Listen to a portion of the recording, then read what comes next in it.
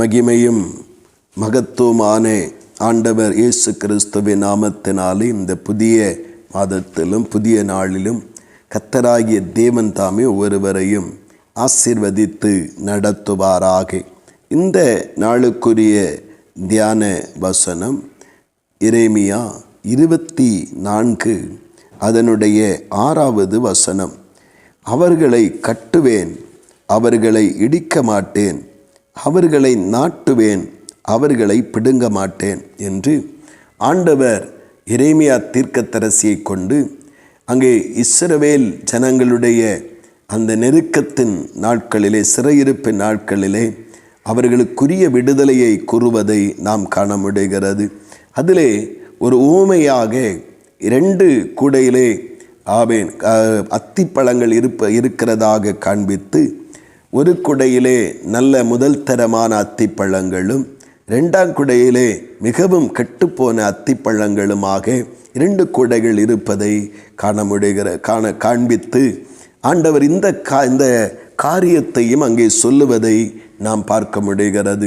இந்த மாதத்தினுடைய இந்த நாட்களிலே பரிசுத்த ஆவியானவர் நமக்கு சொல்லுகிற காரியம் என்னவென்று சொன்னால், யாரை கட்டி எழுப்ப போகிறார், யாருடைய வாழ்க்கையிலே ஆண்டவர் அவர்களை நாட்டி மகிமைப்படுத்த போகிறார் என்றால், நல்ல அத்திப்பழங்களைப் போல தேவனுடைய வார்த்தைகளை, தேவ தீர்க்க தரிசனமான வார்த்தைகளை கேட்டு அவைகளுக்கு செவி கொடுத்து தங்கள் கிரியைகளை நேராக்கி கொள்ளுகிற தேவ ஜனத்தை ஆண்டவர் கட்டி எழுப்ப போகிறார்.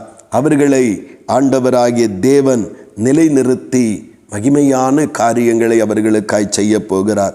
எங்கே நொறுக்குதல் உண்டாயிருந்ததோ, எங்கே பலவிதமான மனித கிரியைகளினாலே நொறுக்கப்பட்டு ஒடுக்கப்பட்டு அடிமைத்தனமான ஒரு வாழ்க்கை வாழ்ந்து வேதனையை பாடுகளையும் சகித்தார்களோ, அந்த இடத்திலிருந்து தகர்ந்து போய் கிடக்கிற வாழ்வின் பகுதிகள், தகர்ந்து போய் கிடக்கிற பொருளாதாரங்கள், தகர்ந்து போய் கிடக்கிற சரீர சுகவீனங்கள், தகர்ந்து போய் கிடக்கிற குடும்ப சந்தோஷ ஐக்கியங்கள், இவைகள் எல்லாவற்றையும் கர்த்தருடைய வார்த்தைக்கு செவி கொடுக்கிற கர்த்தருடைய பிள்ளைகளுக்காக இந்த நாளிலே ஆண்டவர் சொல்லுகிற காரியம், அவர்களை நான் கட்டுவேன், இனி இடிக்க மாட்டேன், அவர்களை நாட்டுவேன், இனி அவர்களை பிடுங்க மாட்டேன் என்று கர்த்தர் வாக்கு கொடுப்பதை நாம் காண முடிகிறது.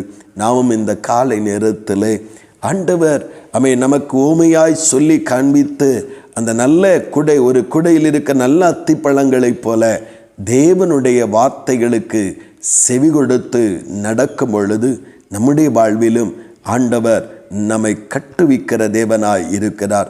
கர்த்தர் கட்டவில்லை என்றால் ஒருவராலும் கட்டி எழுப்ப முடியாது. கர்த்தர் காக்கவில்லை என்றால் ஒருவராலும் நம்மை காக்க முடியாது.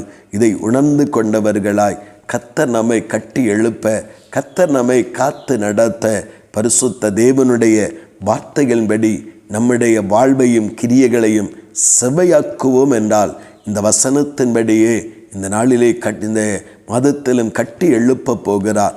தேவ மகிமை விளங்க கர்த்தர் நம்மை நடத்த போகிறார். இன்னொரு குடையிலே அழுகிப்போன பழங்களாய் இருக்கிறது, அது மிகவும் அழுகின பழங்கள் என்று சொல்லப்பட்டிருக்காம். கர்த்தருடைய வசனத்திற்கு செவி கொடுக்காதவர்கள் கெட்டு போகிற காலமாகவும் இருக்கிறது. இதை கவனித்து கர்த்தருடைய வார்த்தைகளுக்கு செவி கொடுத்து தேவனுடைய இரக்கத்தினாலே கட்டி எழுப்பப்படுவோம். இரக்கத்தினாலே காக்கப்படுவோம். கர்த்தர் தாமே இந்த நாள் முழுவதும், இந்த மாதம் முழுவதும் நடத்தி அதிசயங்களை செய்வாராக. ஆமேன், ஆமேன். செபிப்போம்.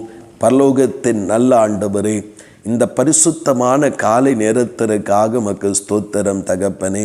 தேவரீர் உன்னதத்திற்கு எழுந்தருளி இருக்கிறீர், மகிமையானவைகளை நடப்பித்து கொண்டிருக்கிறீர் தகப்பனே. நாங்கள் ஆண்டவரே கட்டப்படுவதற்காக, நாங்கள் நாட்டப்படுவதற்காக தகப்பனே உம்முடைய வேத வசனத்தை கேட்டு கை கொள்ளுகிற நல்ல குடையில் இருக்கிற அத்திப்பழங்களாய் விளங்க கர்த்தர் எங்களுக்கு உதவி செய்யும். கெட்டுப்போக அழிந்து போக அல்ல ஆண்டவரே, கட்டுவிக்க எங்களை அழைத்திருக்கிறீர். இந்த நாட்களிலே அப்படியே நீர் எங்களை இந்த வசனத்தின்படி கட்டி எழுப்பும், எங்களுடைய வாழ்வை கட்டி எழுப்பும். குடும்பத்தின் ஐக்கியத்தை கட்டி எழுப்பும், சுக வாழ்வை கட்டி எழுப்பும், பொருளாதாரங்களை கட்டி எழுப்பும், சகல நன்மைகளையும் கட்டி எழுப்புவீராக. கர்த்தரப்படியே செய்கிறபடியாய் ஸ்தோத்திரம். இயேசு கிறிஸ்துவின் மூலம் செபிக்கிறோம் ஜீவனுள்ள நல்ல பிதாவே. ஆமேன், ஆமேன்.